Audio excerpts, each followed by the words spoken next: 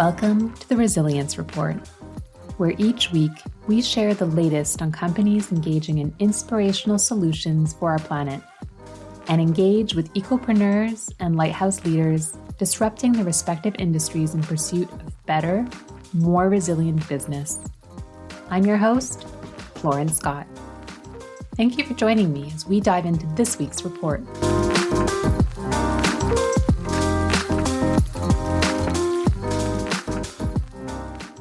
I'm always fascinated by executives who have hybrid roles, especially when one of their responsibilities includes sustainability. At first glance, our hybrid titles can be a bit confusing, but once you dig in, we often see the deep value. For example, in my professional work, which once again is independent of this podcast, I straddle a line between sustainability and marketing. While it might seem a bit unusual at first, it starts to make a lot more sense when you dig into the importance of the words we use from both an awareness and regulatory standpoint. Our next guest, Missy Schaaphok, is a fellow hybrid leader at an iconic brand, Taco Bell. Her superpowers, sustainability, and nutrition.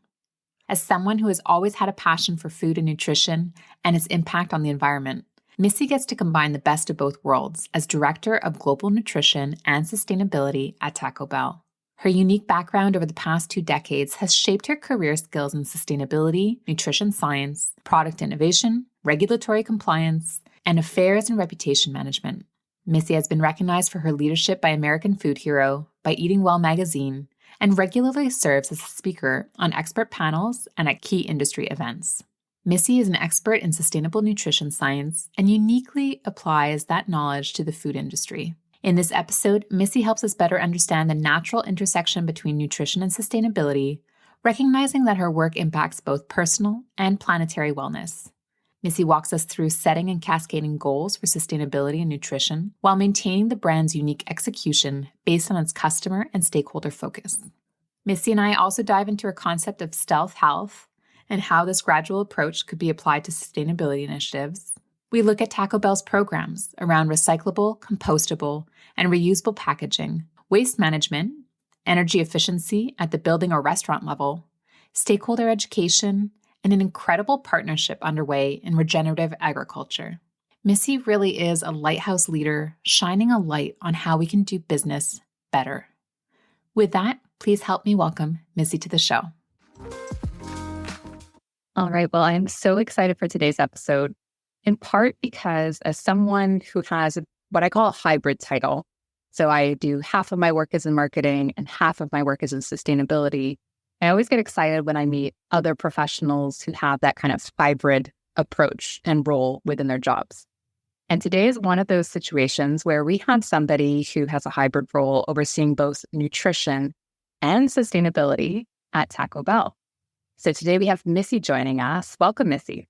Thank you. Glad to be here. So as somebody who has kind of one of those joint roles, how do you balance that into your day-to-day? And how did you come into one of those hybrid roles, much like myself, within your role at Taco Bell? So I've been at Taco Bell for 12 and a half years now, and originally started product development. Over time, took on nutrition and then sustainability. It was an evolution, just brand business needs. But when you really think about it, the intersection between nutrition and sustainability is there. It exists because we grow food to eat for nourishment and enjoyment, and growing food uses Earth's resources. However, we grow that food impacts communities and the planet. And so the two are very connected. And so when I was given the opportunity, it just makes sense. Now, of course, I don't have a background in sustainability by trade. I'm a dietitian, food scientist by trade, but the intersection was there and it just made sense. And I was open to the opportunity and the challenge. So since then, it's been probably 7 years. I've taken the role of sustainability and it's been pretty awesome since. I definitely agree with you. There's that natural link, I think, between personal wellness and then broader ecosystem wellness. So I definitely see those two tying in together. And when it comes to those goals, whether it's sustainability or nutrition, Taco Bell is part of a broader group with the Yum Group. Do those goals typically come from the larger parent organization and trickle through the different brands? Or do you see more grassroots creation of those goals that all fit into a bigger piece of the pie? I would say Yum as a parent company, they are the publicly traded company. So they are responsible for reporting on progress, whether public disclosures, voluntary. So as such, Yum Center really manages the strategy, the framework, and the reporting on behalf of all of the brands. Just to be clear, brands, there's Taco Bell, KFC, Pizza Hut, Habit Burger. Habit Burger joined our organization in early of 2020. Basically, all of the reporting goes into Yum. They aggregate the data, report out on behalf of all of us. But when it comes to executing, the brands are really the ones who have to execute the work. Again, right, strategy in a way that's brand specific. So they have options for making brand specific goals. So Taco Bell, we've done ourselves where we do what Yum set, but then there may be brand specific things that we want to go and do ourselves because either customer centric focus or stakeholder centric focus that we just feel is important for us to work on. I'll also say, my role is probably unique within Taco Bell, even amongst the brands. And then we have other roles that are also very unique and different. So it's structurally, we're set up slightly different across the brands as well. That absolutely makes sense. And I know part of your concepts that you bring, and I've heard you say in other interviews, is that you have this concept of stealth health, which if my husband is listening to this, probably will say, well, that's what I do for all of my meals and trying to sneak in vegetables wherever I can. What does the stealth health angle look like in your work? Yeah, and I love that term because it's stuff that you don't typically shout at the rooftops. You're not like, hey, guess what? I took sodium out of your food. People don't want to hear that because inherently they think it's going to be bland. But in essence, the work that we put behind removing sodium is so technical and very lengthy to the fact that we want the food to taste just as good. And so we do a lot of internal and external testing to make sure that when we reduce sodium in our food, that you can't tell the difference. We do all the hard work and stealthily behind the scenes, and then we do it slowly over time so palates adjust. I mean, we see that with just sugar reduction, sodium reduction. When you make a dramatic change very quickly, people will notice, but when you do small incremental changes over time, your palates adjust. And so that's why it's stealthily done, and is that self-health approach. Other things that I would put in that category would be clean label. So clean label is an effort we've already accomplished in the US and Canada, and we're working on globally as well across all the brands. But we've removed artificial colors and flavors, added trans fat, partially hydrogenated oils. At Taco Bell, we've also removed high fructose corn syrup. So those are the efforts that we've done also stealthily, and then we just continue to maintain those efforts. And I feel it's almost like the approach you want to take for sustainability as well, right? Sometimes those overnight changes can feel really overwhelming, even internally with associates. Whereas if you do something gradually, it can be more of that natural transition. I know one of the initiatives that you're focused on is that of packaging. Could you walk us through what that journey has looked like over the years and where you are today, 2024, in terms of maybe your stealth packaging updates? Yeah, packaging is an interesting one too. And I will say again, that's something I had to learn on the job. And, growing up being a food scientist, food, I have a ton of pictures of food on my phone. I would not believe how excited I get over a trash can for packaging. The journey of packaging for Taco Bell, back in 2020, we announced very specific things that we were seeking out to accomplish.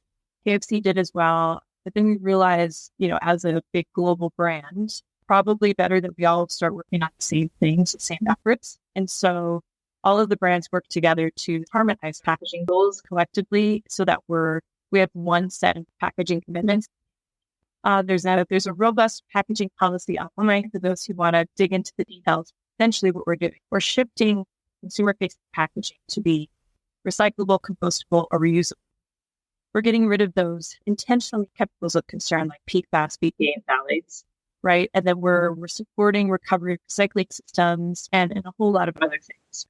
But in essence, we're focusing on the consumer-based packaging, right? So your burrito is wrapped in a wrap, and we're talking about what you receive as a customer. So for us, we've already made quite a lot of effort. And without having to shout at the rooftops, people will notice a difference with us. So we had white, non-recyclable wraps before, and now we have this cracked brown recyclable paper wraps. So that's a pretty noticeable difference. We didn't have to say anything really because you could just tell by looking at it. And then we updated the branding on it as well, just to give it a new look and feel.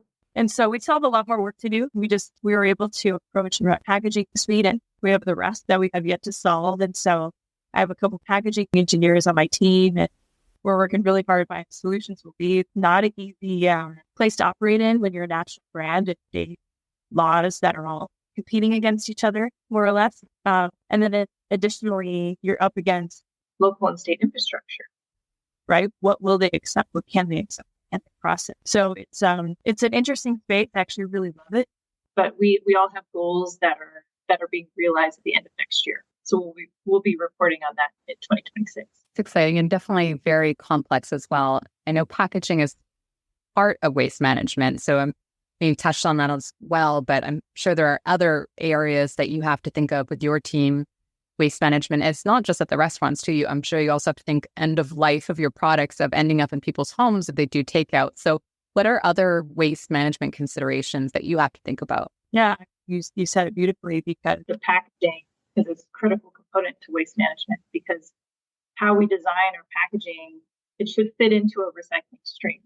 But then, like I mentioned, we're up against local state infrastructure. So we're looking at widely recyclable, right? What's considered widely recyclable is 60% or more that could be recovered at a material recycling facility. But then you think about our business, we're a fast food business.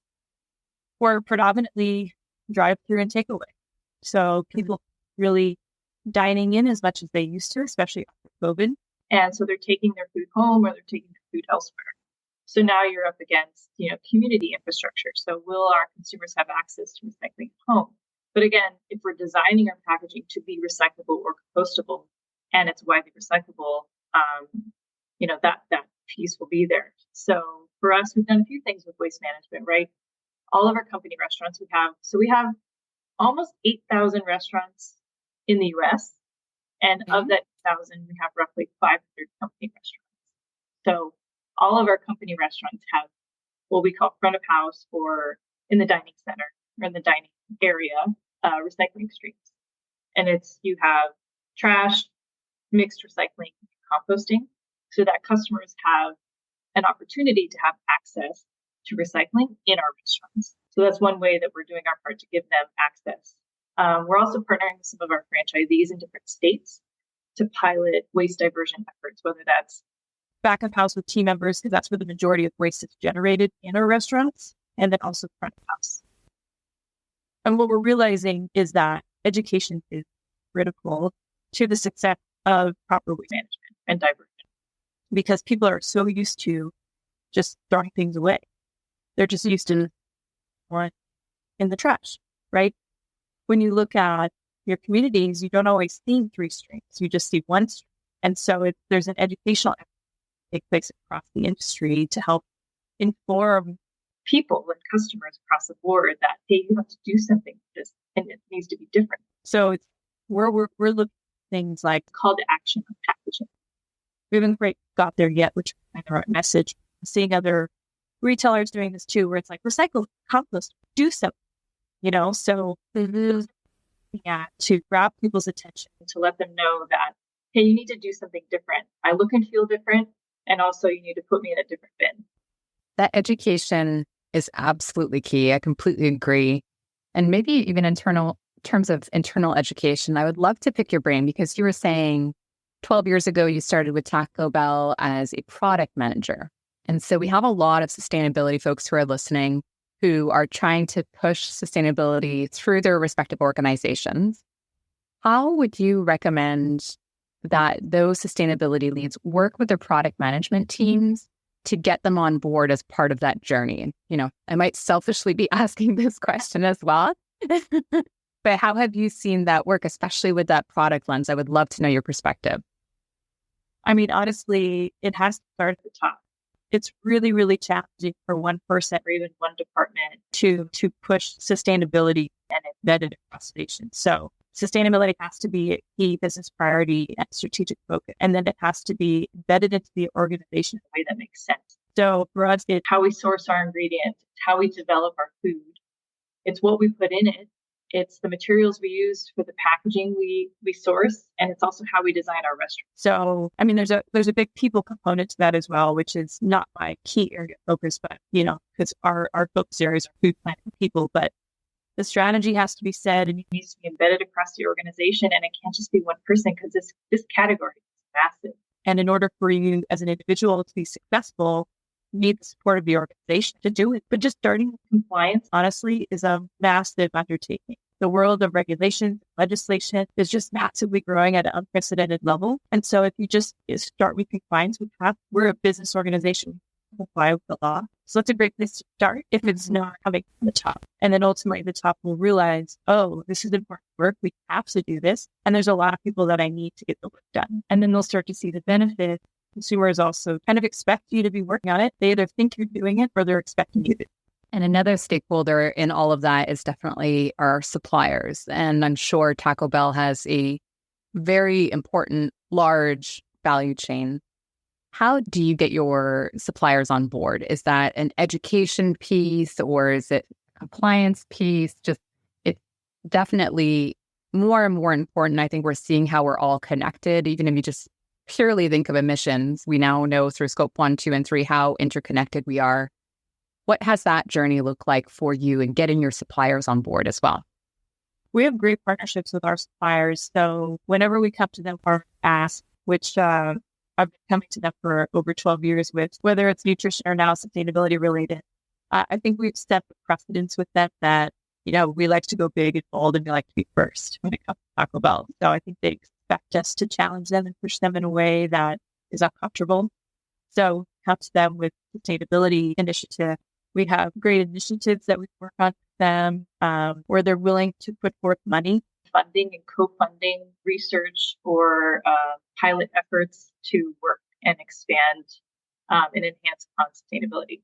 And then also internally build policy that support our sustainability efforts, but we bring them along. We have high touch engagements with them. So we're not just telling them what to do. They feel like they're a part of the journey. And I think that's super important to have great relationships, bringing them along just this one thing, but how does that fit across the broad organization?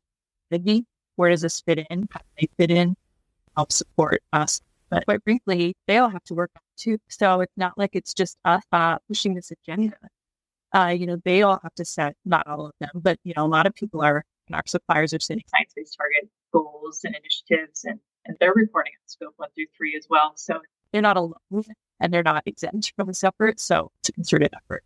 I think it's a great inclusive approach. And you're absolutely right that the more we can do it and kind of guide each other along the way, I think that's fantastic. And Taco Bell had a really important announcement last year linked to more kind of the regenerative conservation angle and a program being put in place. Can you speak to that announcement from last year?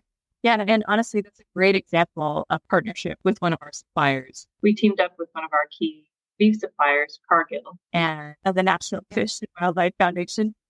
And what we're doing is we're putting together funding over 4 years to boost sustainable farming practices to support regenerative ranching practices. We're targeting a region in the western states and in the Rocky Mountains. But this effort really is to improve land and water quality, increasing biodiversity, cutting carbon emissions, all while also helping ranchers and preserving the grasslands. So this one in particular, I'm super excited about. One, it's very new for Taco Bell. We've never done something like this. 2, I actually get to go out there to Colorado next week to see how pilots are going. And we're starting to gather and collect data. So it's pretty early on, have a lot to report or share yet, but the pilots are in place, taking action. We're going to go out there next week to see how it's going. I think that's such a great example, too, of doing things better. Sometimes we feel like things have to completely be flipped on their heads, but there's also such a great opportunity to do these pilot projects to improve together. That's phenomenal. And then within my own space, so I've been working in the building sector for the past decade or so, and so I nerd out on anything buildings related. I did have one question for you with regards to the actual built infrastructure of Taco Bell, because you're also overseeing all the restaurants. How have you woven sustainability into those individual buildings? And I'm sure that's extra complex in that there are some that are maybe more franchisees and then others that are corporately owned. What does that look like? I mentioned the roughly 8,000 restaurants. So we are 98% franchise. So we're predominantly French. And the restaurant side of the sustainability work is predominantly led by our architecture and design team, and then some of it is by our operations team and facility.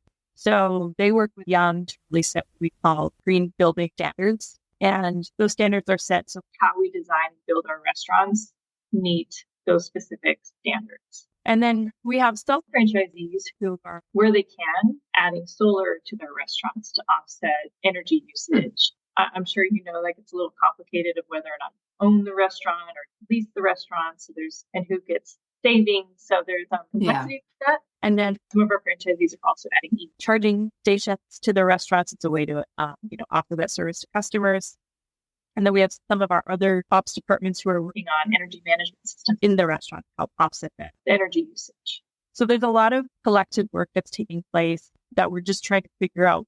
We test and pilot so that we can scale across the system to find out, well, what was successful? Is this worth, is the ROI there to then take it across the system? But I think there's an opportunity to relook at how we build restaurants from the ground up. So as we build new restaurants, I think that's what they're looking at, different opportunities of being more sustainable. What my team has worked on specifically is we focus on our corporate office. And last year, our corporate office, we got Green Business Network certified in the state of California. So essentially what that means is that the Green Business Network certification recognizes businesses that meet high standards of social and environmental responsibility and transparency sustainability practices. So for us, we did things like in our dining center, we're now plastic free. And we're piloting reusable cups across the corporate office. And then there's other things that you don't really maybe take notice of that are less visible, but we have low flow faucet. We have LED lights. We have green cleaning supplies, and we're using recycled content, printing paper. What we've also done is we've formed what we're calling a Purple Planet team. So instead of being a green team, right, sustainability green, and Taco Bell is known for being purple. So we formed a Purple Planet team because we like to be different and celebrate being different. So we have an internal Purple Planet team that has a group of people from every department, and they are our internal sustainability champions. And what they do is they set different activity topics and things to then act as and build sustainability stewards across the organization. Recognize people for doing sustainable practices, recycling, and things like that. So it's pretty exciting to see how many people are interested, the ideas they come up with. It's stuff like this year we had a theme of water use. Water is very important across the board, but especially in California. Yeah. And so we visited a water treatment plant. And we focused just recycling water, kind of limit your water usage. So we pick different themes and then focus around that and celebrate that during Earth Month and then throughout the year. I love two of the things you just mentioned, the Purple Planet, and the marketing hat in me loves the unique angle and also the cross-functional. I think that is so key in getting just different groups thinking about sustainability across the organization and fresh ideas too for overall where you can go as an organization. It sounds like you have so many projects in the work. Is there maybe one project in particular that you're super excited about right now? Oh man, well there's a few, but I would say, kind of to build upon the connection on how you and I got it was through TerraCycle. So TerraCycle is our recycling program that we have for Taco Bell. We started it back in 2021. And originally launched it as our Taco Bell branded sauce packet recycling program because those flexible film sauce packets across the board are not recyclable. They're multi-layer film, and so it makes them very hard to separate. They're also very small. So we partnered with TerraCycle to create a unique recycling program, and it's been very successful. So as such, we've expanded it over the years. We've accepted any brand of sauce packet to democratize that access. And now this year, we've expanded it even further. So now we're accepting more materials. So sauce packet, but then also sauce containers like souffle cups, those plastic portion cup, also those pullback dip cups that you have for like ranch or barbecue sauce, and then also coffee cream. Because if you think about the materials, they are small.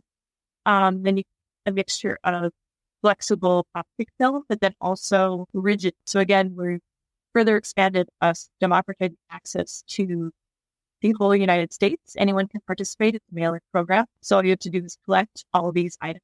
And when you get a good pile of them, put them into a box, register on our website, print off a prepaid shipping labels, and you mail it out. I think that's phenomenal. It makes so much sense too. And the fact that it's prepaid shipping, because sometimes it feels like, oh, it's an additional obstacle, but having that already set up is definitely just making it that much easier for people to do from home. Yeah. And the other cool thing about it is there's a very consumer-facing component. So we're giving not only everyone in the US, specifically with our consumers, this opportunity to engage, feel like they're a part of the solution. And so we're also incentivizing them, tying it to our loyalty program. So we're giving them points. So when they participate in programs, so people love points and love free food. And it also makes them feel good. They feel like, before I was just throwing this away, and now I have an opportunity to give these soft containers a second life. And I can do it through this program. So that's the other cool thing I like, because you can tie it to something else and there's some incentive there. People like incentive, they love their free food. So that seems to be going over really well as well. Then in terms of sustainability, I think sometimes what makes it a really unique space to work in is that, yes, we're always competitive with other big players out there, but at the same time, a lot of us recognize that to truly make a change within our respective industries, we do have to come together with some of our, what would classically be competitors, to really move the needle. Have you seen that taking place within your industry, within Taco Bell, whether it's direct competitors or maybe more peripheral, to have that collaboration to truly move the needle for the space?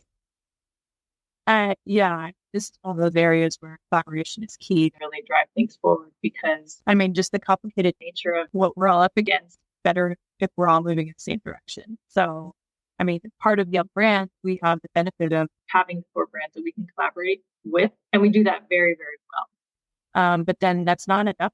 Really, we have to collaborate outside of that as well. So we work with industry trade associations like the NRA or the National Restaurant Association, SPC, which is Packaging Coalition. And they all have various working groups that we're a part of and play a role in. So that's where you really get the industry and across multiple brands who are part of these working groups, collectively work things together. We're also part of the Next Gen Consortium. So that's a consortium that McDonald's and Starbucks founded back in 2017, and we've been a part of it since. And they continue to evolve every year. Massive partner for us. That we're also involved with university doing studying. So it's pretty comprehensive across the board on how collaborative we are at the space. I love that multi-pronged approach too. And I completely think that universities as well is this untapped resource that a lot of us haven't been using, but we have these brilliant minds trying to find the solutions. That's excellent. I am also curious. So you were mentioning you started in the nutrition space, and then over the years with your time at Taco Bell, you've incorporated sustainability. Was there a moment in time where you knew that you wanted sustainability to be part of your professional journey? Yeah, that's interesting you asked that, because it never really dawned on me that that would be something I would do. When I started at Taco Bell, I started product development, and then I asked to lead nutrition. That was an opportunity, coming as a dietitian and scientist. I said, I would really like to lead and have the opportunity to lead nutrition. So that was an explicit opportunity I sought out. But then with sustainability, it was really came from Yelp. Yelp at that point was always just reporting on behalf of the brands, but then they realized, we have to do more. And we really need the brands to take ownership and have a role in this. And that it was at that point, my boss really sat me down and she said, hey, so you're going to lead sustainability now. I said, okay, I'm kind of always for a good challenge, and I'm ready to learn a new field and figure this out for Taco Bell. That was kind of my approach to nutrition.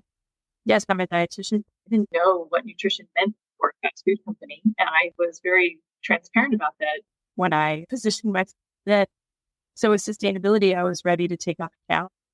So it wasn't that I want to do this, but when it came to me, I'm like, yeah, I'm ready for this. I'm ready for a challenge and to see where this will take me and the organization. Well, amongst that interesting, rich past, you also did something that I had to ask you about. Full disclosure to listeners, I was doing research, and it's not totally linked to sustainability, but I'm just super curious. You wrote a cookbook during your time of working with the Red Cross. First, can you speak about that a little bit? Because that must be a whole endeavor. And then would you ever consider doing a second cookbook? Oh, yeah, you're bringing the past way back. When I was working for the American Red Cross WIC program. So WIC stands for Women, Infants, and Children, and it's a nonprofit, government-funded, nationwide program that basically provides nutrition education and counseling and food vouchers to low-income families with children. So that was pretty cool. And I got to teach cooking classes to the families and participants of the program.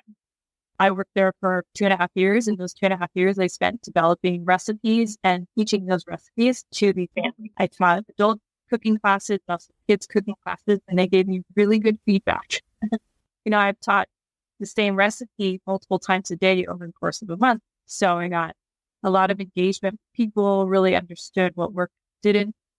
And so after 2 years, this big repository recipe, and my marketing partner said, why don't you listen to a cookbook? And I said, yeah, it would be awesome. Love to do that. And so that we embarked on taking all of those recipes and turning into cookbooks. It was super interesting because I learned a lot about standardization. The way I wrote the recipes originally was a little messy. I learned after, we got into it. And so we basically standardized the recipes. We standardized terminology. Just the order of process is super important. How you explicitly tell people what to do and the steps you tell them to do it. And then we translated that into Spanish. And I took French. So the Spanish part was a new learning for me of taking English recipes and turning them into Spanish. And then there's a food photography component. So I got to be involved in that as well. We hired food stylists, but I really wanted to learn it, be a part of that. So it was super interesting to see the lighting, the angles, the different tricks, and how you position food to get it in a way that it can showcase beautifully. I love that period of my life. And going through that exercise, of course, afterwards, I'm like, I'm going to write it down. And however many years later, I still haven't. But to your question, I still have a desire, and I have an idea that I would love to focus on, but it's not my day job. That was my day job. I literally spent most of my waking hours just testing and developing recipes, getting live feedback every single month. And I don't have that audience anymore. I guess you could say I'd still do that, but to a different kind of audience. Yeah, I was going to say you probably actually have millions of audience members, but in a very different context. It's still on the desire. It's still there. I haven't quite done it yet. Still on my to-do. Well, we'll consider it on your vision board until then. And if our listeners do want to learn a little bit more about you and your work at Taco Bell, where would you recommend they go and check out? I've done various podcasts over the years. So, I think there aren't a lot of people with the last name that I have, Schaaphok. So if you just type in Missy Schaaphok, you might find a few podcasts that I've done that kind of get into the details of my history at Taco Bell. I have a LinkedIn account that has some information as well. We're in the process of updating our Taco Bell website. So right now, maybe, has some information there. That's a great place to go as well. Wonderful. And I just appreciate so much you sharing. I do think, as we said at the very start, there's such a direct link with personal wellness and the ecosystem wellness. So I love your hybrid approach.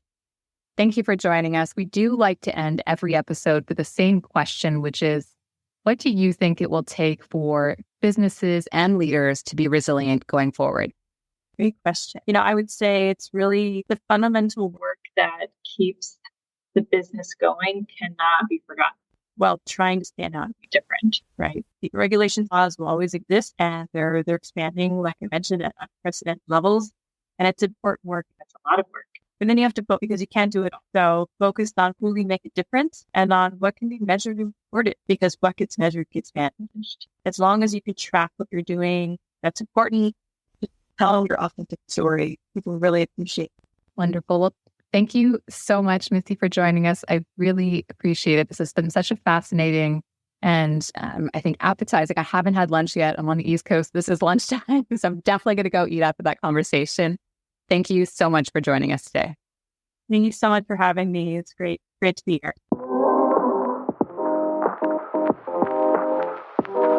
I hope that you've enjoyed this week's edition of the Resilience Report. If you would like to hear and see more, be sure to check out @The Resilience Report on YouTube, Instagram, and LinkedIn. Until we connect again, remember, even on the darkest of days, we all have the opportunity to be a lighthouse for others as we collectively pursue better, more resilient business.